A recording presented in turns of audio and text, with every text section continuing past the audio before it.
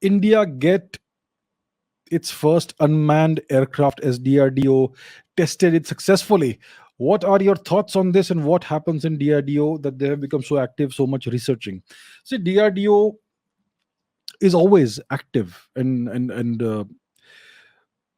implementing certain projects. Some of these projects are classified that we may not know about them. This particular project that you are mentioning, uh, it has come out in the open. It is in the news. It's called DRDO Ghatak, I think.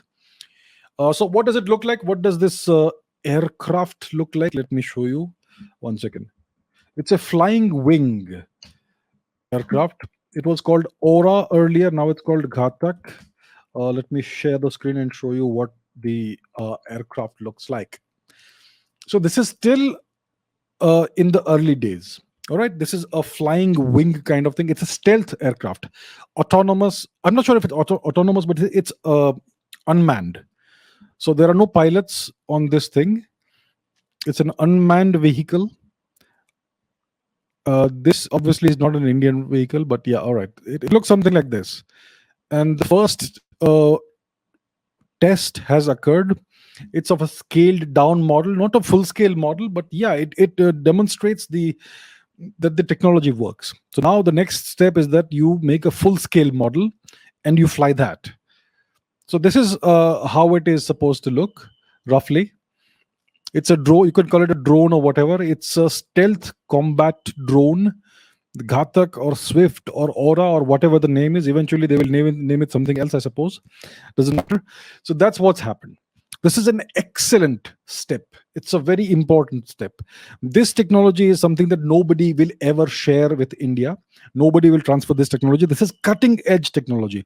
Only three countries, I believe, have this. Three or four countries. The US has it. The Russians have it. They have the Okhotnik aircraft. The Chinese possibly may have something like this. I'm sure they do. And now we in India have this. So this is still in development. It's not come into production.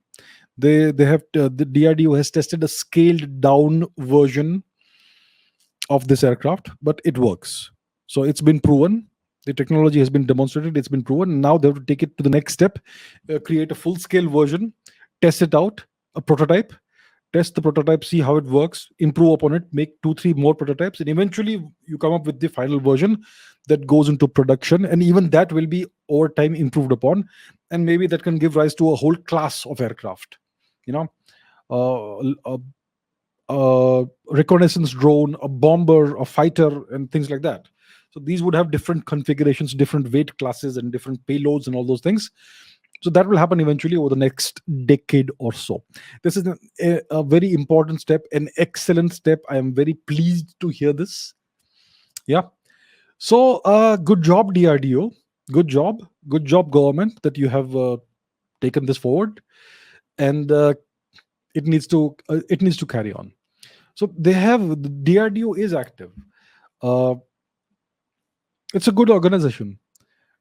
The thing is that it's well, I've spoken about this before, like DRDO versus DARPA. Both organizations were founded in 1958, I believe, and DARPA has gone so far ahead. DARPA of the US, they have gone so far ahead, and they've come up with all kinds of incredible technology.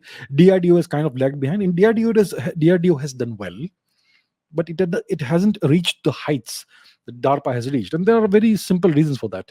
DARPA and DRDO have very roughly similar budgets,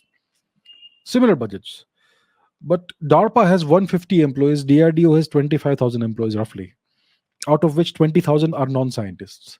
So that's where all the money is being misused. It's being used for non-scientific purposes.